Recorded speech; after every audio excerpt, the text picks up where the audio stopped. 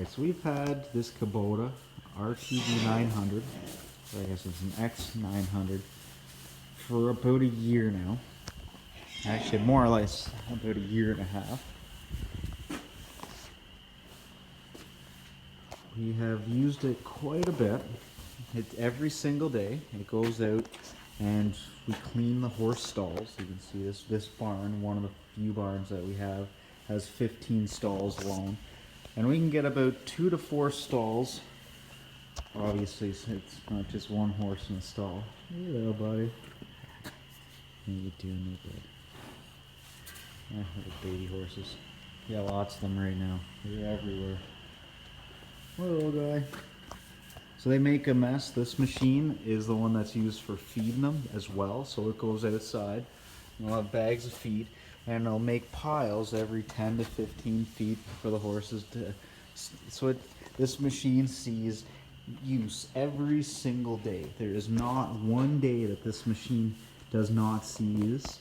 We've had a huge issue with the design of the back.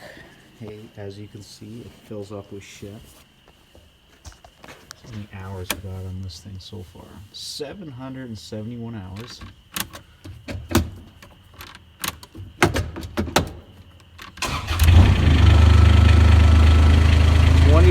Miles. Everything's hydraulic. So you got hydraulic dump box, hydraulic steering. I actually made a plate up. I probably should get a lot closer to show exactly how to make a good solid plate and how to get it to clear. Because without this solid plate built in the back, this machine will accumulate dirt and manure or straw right on the exhaust system. So again, here's the plate. It's got a little clearance here for the cylinder. You can lift it up and you can see that it is 100% protecting the exhaust. This machine, this particular machine, has caught on fire within the first week of owning it. So we addressed that part of it. And addressing that has made this machine solid. Compared to the RTV900, this one has a nice air filter in the front. And this air filter never gets dirty. I never order a windshield without having a window wiper. That was silly. You see how we just, you almost can't even see through it. It's friggin' dirty. Other than having to, Kabota should have had this engine well boxed in like this before us having to do that. That was the only issue, and that's not just this machine. That's any one of these machines in general, having the engine in the back and having the exhaust system in the back where you want to work. And you can see this one. This one is loaded daily, right to the roof. It sees so much manure. It sees so much daily use. These are the only machines to go. They use a mechanical. This one's a mechanical 900. We do have the X1100C. And that one's a far nicer machine than this one. If this thing keeps accumulating the hours, I think we might just unload her a little early and get that, what is it, an X1100D with the half-size doors. Because if it goes a little faster than this one, it'll get us to the other farm or allow us to travel between the farms. But because it's a fluid drive, just change the filters, kind of top up the fluid whenever you change the filters. These things start and go every day. There's no burps with the diesel engines. You just put diesel in them. There's no check engine lights. There's no computers in this machine at all. Even the transmission is just a regular hydraulic swash plates that use pumps. And so there's no pressure sensors or check trans or beeping or anything that can run codes.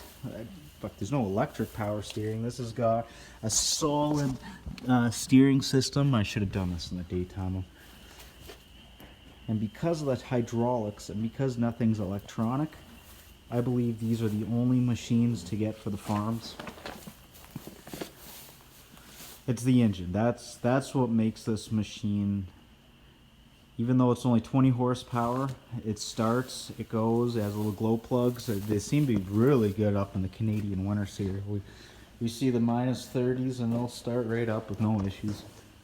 Well, I should say it starts and sputters and farts like a common diesel would and smooths out once she warms up. Out of all these machines though, there's just no Gator. There's Bobcat is a glorified hunk of shit when you talk about all the friggin' electronics and all the rear steer and oh my god, having a friggin' electronics there for the brakes to this, everything is mechanical.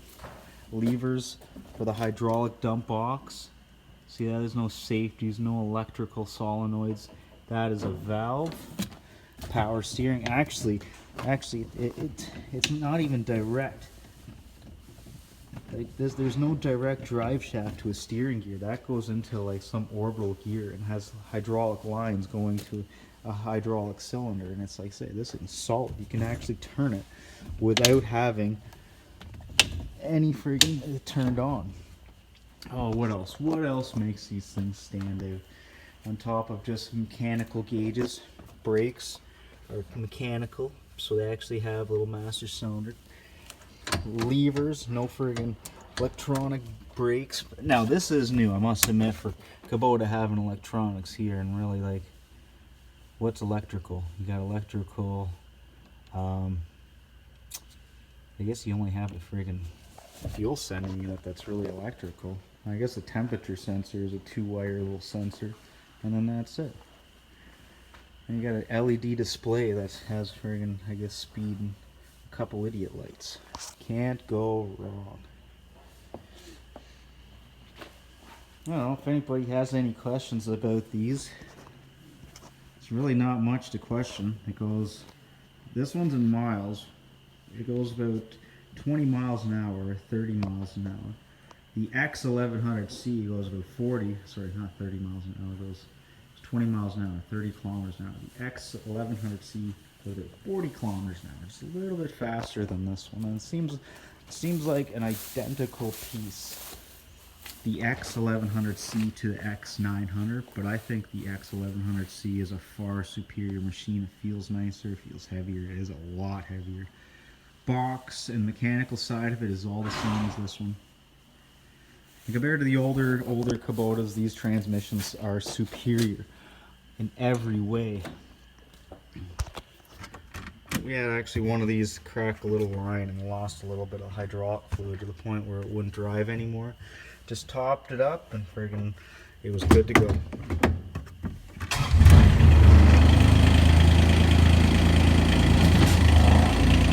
Squash that manure close.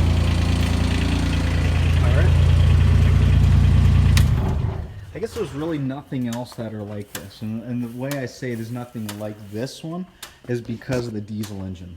The transmission though sets it apart because it's a fluid drive, and you can see the couple filters in the back. Oh no, you can't see the filters because it's too dark, but there's a couple hydrostatic filters in the back. I switch the filters 2 times, and then about 1,000 hours I'll change the hydraulic fluid, and we'll only use Kabota hydraulic fluid in the transmission.